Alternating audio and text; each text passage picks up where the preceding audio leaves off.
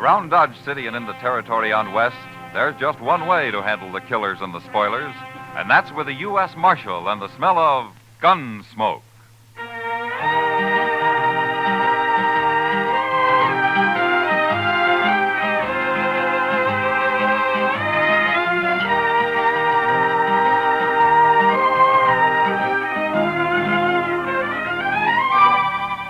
Gunsmoke, starring William Conrad. The story of the violence that moved west with young America. The story of a man who moved with it. Matt Dillon, United States Marshal.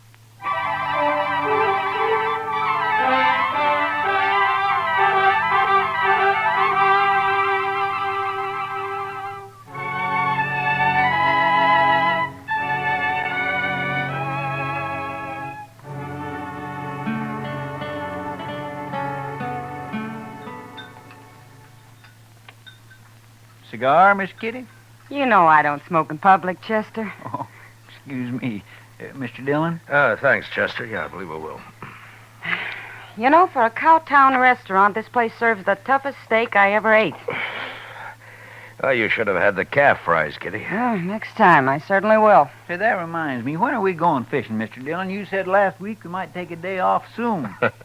All right. How about now, this afternoon? You mean it? Well, sure. You want to go, Kitty? Oh, thanks, Matt, but there's a new girl at the Texas Trail. I told her I'd help her make a dress today. I'm late now. Huh? Well, I'll have to drop by the office first, Chester. All right. If you want any help eating those fish, let me know. You know how to cook catfish? You bet I do. We'll be around then. Hey, Mr. Dillon, look at those men down there by the jail. Huh? Now, what's so curious about a wagon load of buffalo hides, I wonder? Maybe they got a white one. If they have, I want it. See you later, Matt. Chester? So long, Goodbye, Miss Kitty. Kitty.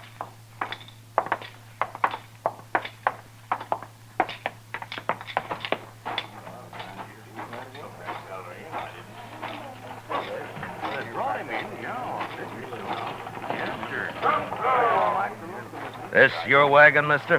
No, Gatliff's. I skinned for him. Oh, what are you doing here? What's the crowd for? Just curious. The other skinner got hurt, and we brought him into the dock. Oh? What happens? He hurt bad? Bad enough. Gatliff didn't see any sense in bringing him into town at all.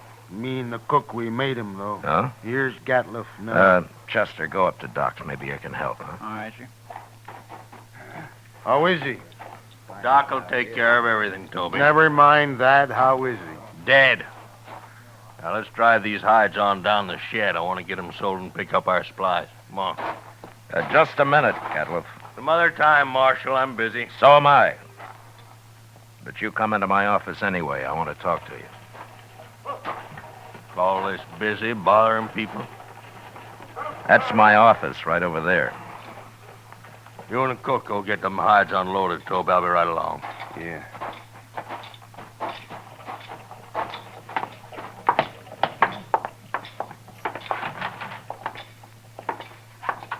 Now, what do you want, Marshal? You new around here, Gatliff? Any log in it? It depends. What happened to your Skinner? Billy? He hurt himself, that's all. He's dead, isn't he? Yeah, he's dead. Look, Gatliff, anything you don't want to tell me, I can ask Doc about. There's nothing to tell, Marshal. He got hurt and he died, that's all. When did he get hurt? Last night. And why didn't you bring him in last night? Why, them other fellers, the cook and Toby, they figured he was done for anyway and didn't want to bother, I guess. Is that so? You're the boss, aren't you? Sure I am. But you know how men are when they get out in camp, Marshal. You don't want to push them too far. They get touchy, kind of. What happened to him, Gatliff? How'd he get hurt? I don't rightly know, Marshal. He was alone in camp, and when we got there, he'd gone and burnt himself. Burned? Burned with what? Hot lead, Marshal. Spilt it all over him. Oh, you mean lead for bullets, huh? That's it. Cooking up lead in a fry pan. That was one of Billy's chores, to make my bullets. He always was a mite clumsy. He sure messed himself up this time. There must have been a lot of lead. 50, 60 pound, I reckon. Oh, there you are, Mr. Gatliff. Doc Adams is looking for you. What does he want? Well, see, that man of yours, Doc's all through with him. He says you can bury him now. Oh, no. I ain't paying for no burial. He's just a skinner I hired. Don't even know his last name. You're his boss, aren't you? You brought him in. And that's all I'm gonna do for him. I ain't paying you $1. Not $1. Nobody's asking you to pay me. But you can't just leave the man in Doc's office. Somebody's got to bury him. He's just a bum who worked for me. He's not my father. Well, all the stingy Hold it, mean Chester. things I... All right, Gatliff. We'll take care of him. You can go now. He's caused me trouble enough. I don't want to hear any more about him ever. Well, that's about the most unfeeling man I ever did come across. What about that Skinner, Chester? Tell me. Oh, I swear it was terrible, Mr. Dillon. He was burned all over his head and his face and across his chest. Doc said he don't know how that fellow lived as long as he did. Could he talk? Well, Doc told me he couldn't say a word. Well, how do you suppose it happened? Why, hot lead. Had a whole pan full of it, from what I hear. Yeah, 50 or 60 pounds of it. That much? Well, I can believe it. I can't. What man's going to pick up 60 pounds of molten lead and spill it in his own face? That's the most stupid story I ever heard. Well, say now, I hadn't thought of that. Mr. Dillon, you're right. Of course, there's another way it could have happened. What's that? Somebody could have pushed his face down into it. Oh, my goodness. Who? I don't know. Gatliff, or maybe Toby. You know where Toby went? Well, no, I don't. But him and the cook probably went over to the Alfraganza to drink up their wages. All right. Go do something about burying that man, Chester, will you? I'll be back later. All right, sir. I'll tend to it.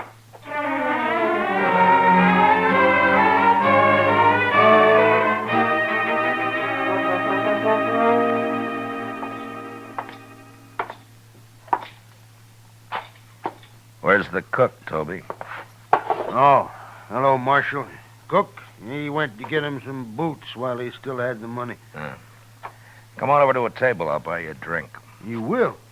Well, I mean, sure, Marshal, sure. Sam, set out a bottle of rye and another glass, will you? Yes, sir.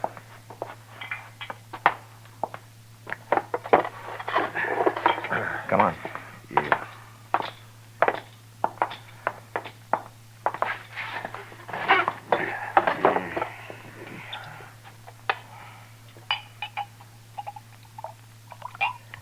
Yeah, here you are. Thank you. Well, here's to your friend, Billy.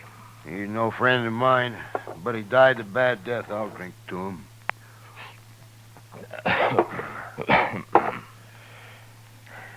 Tell me something, Toby. How did he and Gatliff get on? You see Gatliff's eyes, Marshal? Yeah, I did. He's got powder specks shot into them. They look like turkey eggs. Yeah? You don't get on with a man like that. Yeah. Well, why do you work for him, then? Marshal, I get 25 cents a hide, and I can skin over 20 buffalo a day. But I've worked for hunters who couldn't kill enough to keep up with me. Gatliff's a good hunter. And that's the only reason at all I work for him. Now, if he's such a good hunter, how come I've never seen him in Dodge before? And the man's greedy, Marshal. He's downright wicked about money. He figures he can save time and make more money by selling his hides to buyer's agents on the prairie. Yeah. He gets less out there, but he can kill and sell more that way. That Gatliff never stops killing buffalo. He came in with a load of hides today. Just 'cause we made him come in with Billy. And another thing, we've been out 4 months, Marshal. He must owe Billy $800. Oh? Yeah, most hunters would have split that with the crew, but not Gatliff. He like to took my head off when I mentioned Hey, you it. want another drink? Oh, yeah, sure. Tell me about the accident, huh? Well, Billy was melting lead in a fry pan, and the way I figured he must have tripped somehow, fallen smack into it, and when we rode in, we found him rolling around on the ground. That's all I know. When who rode in? Me and the cook. The cook skins on days Billy's making bullets. Now, where was Gatliff? Oh, he went in just ahead of us. How long ahead of you? Not long, maybe about 20 minutes. Then he found Billy first, is that it? Yeah, so he did. Hey, I hadn't thought of that before, Marshal. So that's why you've been asking so many questions. Well, I wasn't sure, Toby, but I expect you're telling the truth. The cook backed up your story. Sure, I'm telling the truth. That's what happened, all right. Yeah, Gatliff killed him. He murdered him. Any idea why he would? Well, sure I do. There's only one thing Gatliff wants, and that's money. He killed Billy just so he wouldn't have to pay him his wages due. Yeah, maybe. Why don't you arrest him, Marshal? There's no real evidence, Toby, not at all. And it's bad for the law if I arrest a man and later he goes free. Unless he's innocent, of course. He ain't innocent. How come this didn't occur to you before, Toby? Why, I don't know, Marshal. I sure don't. You going back out on the prairie with him? I ain't afraid of him. I'll be sleeping with one eye open from now on. It'd be a pleasure to kill him after what he done. Self-defense, of course, Marshal. Yeah.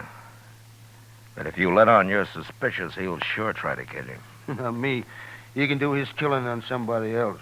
The cook, maybe? I ain't even gonna tell the cook. Yeah. You'll be leaving in the morning, I suppose. About dawn, I reckon, soon as Gatliff hires a new skinner. The bottle's yours, Toby. Oh? And, good luck. Well, I sure do. Thank you, Marshal.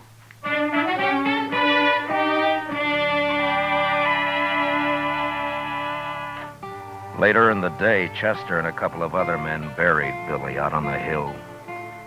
As Toby said, he died a bad death, and it was made worse by the men who'd done it to him, going scot-free. But I figured anybody as greedy as Gatliff would someday overplay his hand, and I hoped I'd be there when he did. The next morning, Chester told me he'd heard that they'd left Dodge.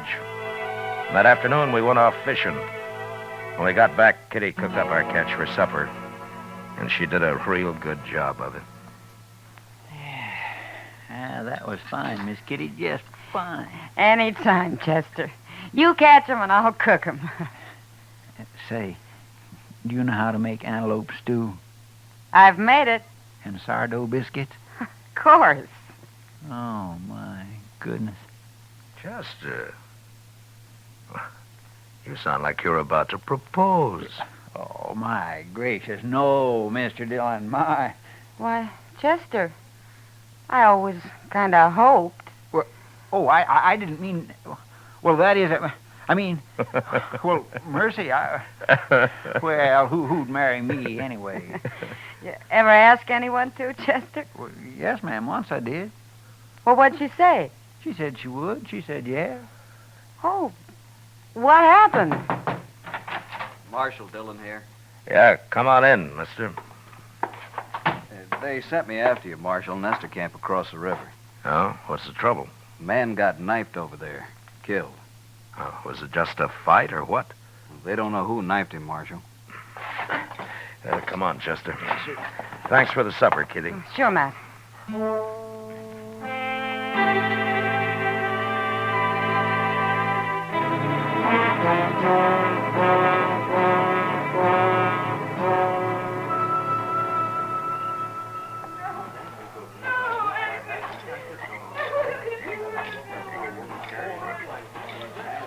He was knifed in the back, Mr. Dillon. Yeah, but nobody saw it happen. No, sir. Looks like somebody got clean away with murder. Well, hello there. Marshal Dillon, That's right. What can I do for you, son? that man that's dead. Huh? What about him? Well, go ahead. You can tell me. I saw him get stabbed, Marshal. You did? Well, where were you? I was looking for berries over there. I heard them arguing, and I sneaked up just after he'd done it. They were all alone. Who was the man, son? Did you know him? No, sir, but he was big and kind of dirty looking. He had a buckskin shirt. Anything else you remember? He had funny eyes, Marshal. They had spots in them. That's Gatliff, Chester. Yeah, I declare it sounds like him, sure enough. Son, how come you didn't tell anybody about what you saw? I was afraid to, till you came, Marshal. Why, it's all right. But in case I want to find you later sometime, what's your name? Yorkie Kelly. All right, I won't forget that, Yorkie. And thanks for telling me about this. Oh, sure, Marshal, anytime. Well, I hope there won't be a next time, Yorkie. Goodbye. So long, Marshal. Goodbye.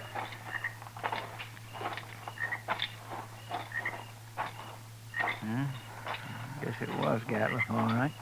Yeah. Seems like a dangerous sort of man to be running loose. No, I got him now, Chester. As soon as I find him. I hope so, Mr. Dillon. I certainly do hope so.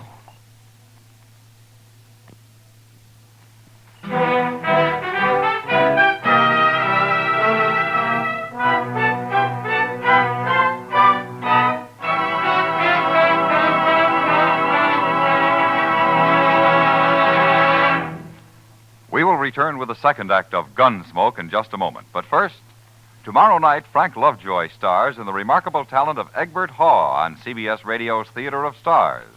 Also tomorrow night, hear Lionel Barrymore on your Hall of Fame Playhouse. Now the second act of Gunsmoke.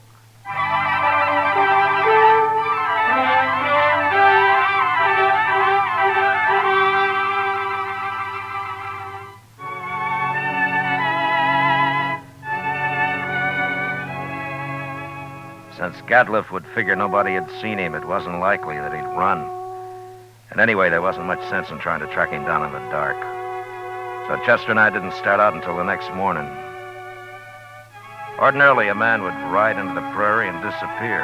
But with Gatliff, it was a little different. At least we knew he'd be somewhere around Buffalo. It was late afternoon before we reached good hunting grounds, and almost dark when we spotted the first hunter's camp. We just gonna ride right up to him, Mr. Dillon? Now, this isn't Gatliff. He had mules. This man's got horses. Yeah, that's right. Keep your eyes open just the same, Chester. Oh, yes, sir.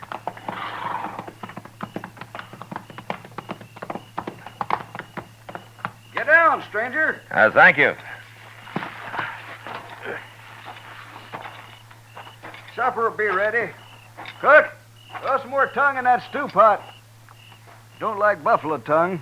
You'll go mighty hungry in this camp. Oh, thanks, mister. Hey, you're a lawman. Matt Dillon. I'm a U.S. Marshal. My name's Tom Mercer. How are you? This is Chester Proudfoot. How'd you do? Mr. Mercer? Come over by the wagon, sit down. Supper'll take a little longer now. Anyway, my skinners won't be in for a while yet.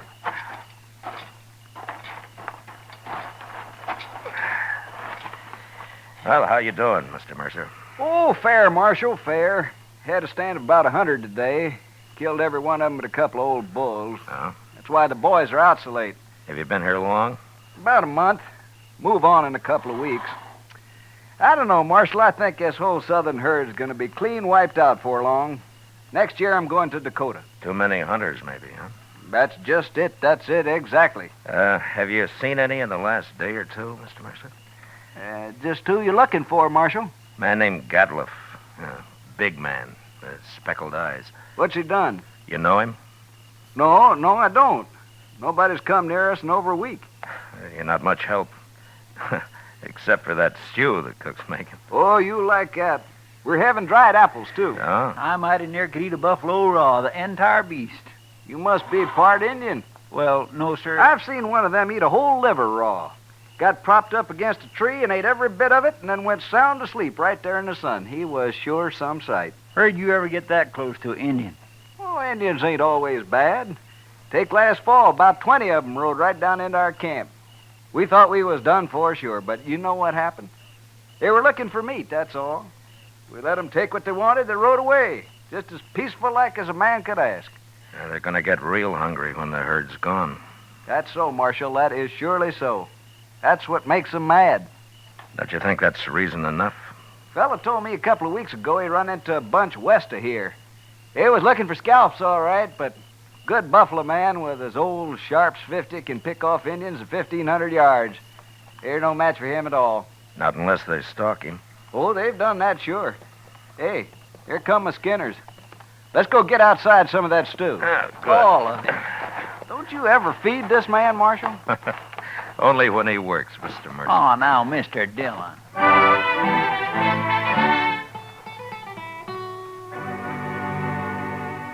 We spent the night in Tom Mercer's camp. And at dawn, just after breakfast, we said goodbye and rode on west. There was a lot of country out there, and all we could do was ride through it till we ran into him. In the next 2 days, we met plenty of hunters, but we didn't find Gatliff. About noon of the third day, we cut the trail of a wagon train and figured that it'd be that of a hide buyer's agent who'd come into the field to do business on the spot. And an hour or two later, we saw him. A long string of ox-drawn wagons piled high with buffalo hides. And there was a man on horseback leading the train. We rode up to him. Hello there. Well, that's quite a load you got, mister. 10,000 so far. But what are you doing way out here, Marshal? I'm looking for a hunter named Gatliff. You know him? Sure I do. Just picked up a load from his rick early this morning. Is he in trouble? Yeah, he sure is. Where is he? Straight south here a couple of miles. Can't tell you exactly. He moves around a lot. Well, that's close enough for us. Thanks a lot, mister. Sure, Marshal. I never did like him anyway.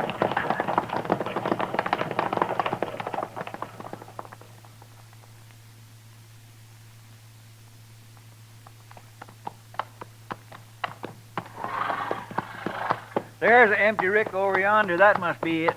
Yeah, but he's moved his camp. Not far if it was just this morning.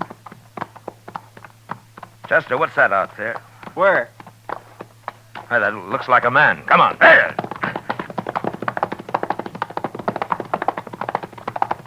Oh.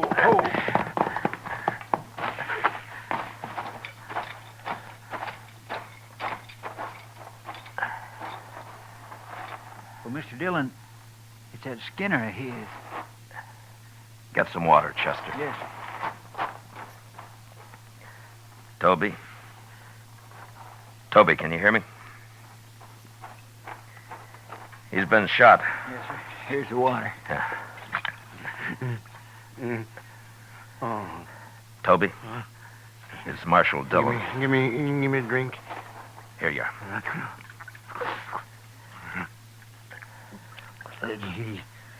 He shot me, Marshal. Oh, what happened? Where's the rest of the crew? They run off. He took his wagon and the horses. He went kind of crazy when he found out. That's why he shot me. You know where he is now? No, I don't know, Marshal. He shot me, and then he said he was going hunting. He's going loco. You're going loco. Now, take it easy, Toby. Take it easy. You'll be all right.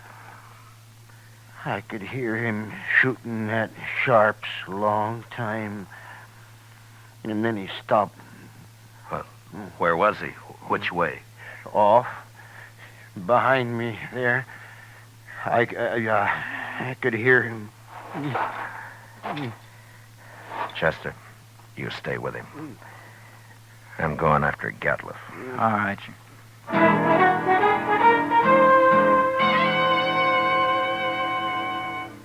Off in the direction Toby had indicated, there lay a large, isolated hollow surrounded by low ridges. When I reached it, I dismounted, and I crawled up to where I could look down into it. There was no sign of Gatliff, but lying on the prairie floor were the bodies of countless fresh-killed buffalo. It was a strange sight. The old bulls, the cows, the little calves lying there blackening the prairie grass. I got up and stood, looking at it for a long time. And then suddenly, out in the middle, I thought I saw a slight movement. And a second later, there came the familiar boom of a Sharps 50. And I dropped behind a ridge and waited. And then Chester rode up.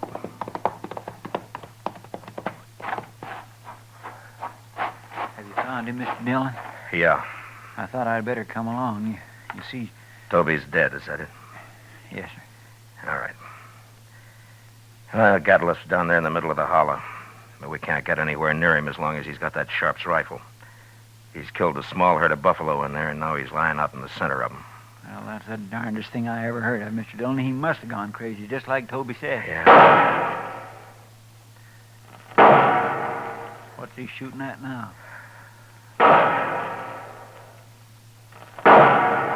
Mr. Dillon, the way he's spacing them shots. Yeah, that's the signal for help, Chester. Come on.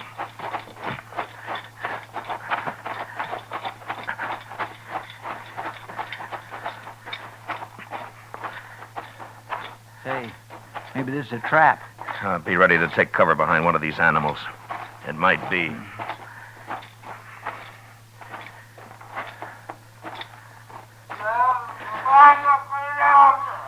Sounds like he's been hurt. Yeah. Keep your head up.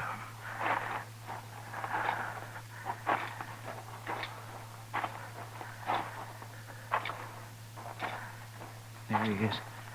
Behind that big bull. Yeah, I see him. Why, Mr. Dillon, he's all... There have been horses in here. Indians. My goodness. Come on.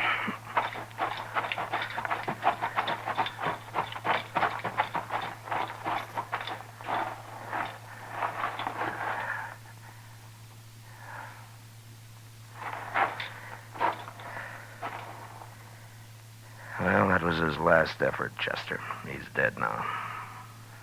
Mr. Dillon, that's awful. Yeah. Come on, let's get out of here.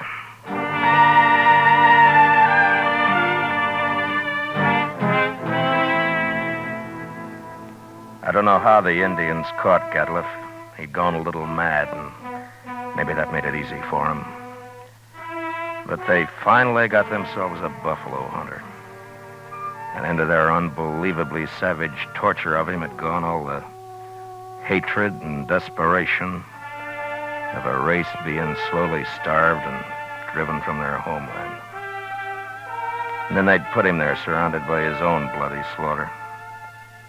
And they'd gone off with a gesture of contempt, leaving his rifle and his ammunition by his side. And having seen what they did to him, I'll never know how he managed to fire even one of those shots. For all of his evil, Gatliff had died harder than any man I'd ever seen. Chester and I rode back to Dodge. And it was never mentioned between us again.